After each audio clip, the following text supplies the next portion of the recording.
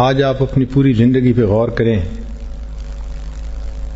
تو کتنا وقت آپ دنیا کی ضرورتیں پوری کرنے کے لیے لگا رہے ہیں اور کتنا وقت آخرت کے لیے لگا رہے ہیں.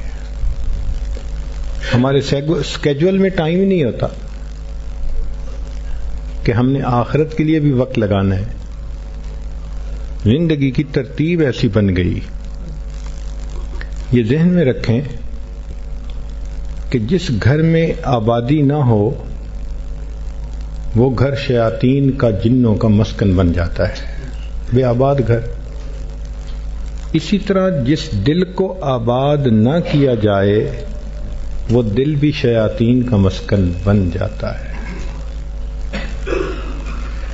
وساوس آتے ہیں، خیالات آتے ہیں. وہ بنجر زمین کی مانند ہوتا ہے دل. چنانچہ ابن عطا اسکندری رحمۃ اللہ علیہ مصر کے ایک بڑے عالم باخدا گزرے ہیں. الازہر کو جو دنیا کے اندر شہرت ملی وہ ایسے اساتذہ کی وجہ سے ملی. بہت دانا تھے اور انہوں نے کچھ باتوں کو جمع کیا اور اس کا نام الحکم رکھا. ہمارے اندازے کے مطابق وہ شاید اس امت کے لقمان حکیم کہلائیں. ہمارے اکابر ان کی کتاب کا رمضان شریف کے اندر مطالعہ فرماتے تھے اور اس کی تعلیم کرتے تھے. بہت حکمت بھری باتیں ہیں.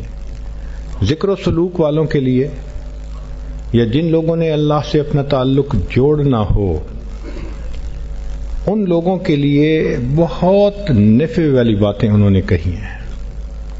تو ایک جگہ فرماتے ہیں کہ قلب جب تک نازیبا حرکتوں سے باز نہ آ جائے اس میں انوار کو جذب کرنے کی صلاحیت پیدا نہیں ہوتی.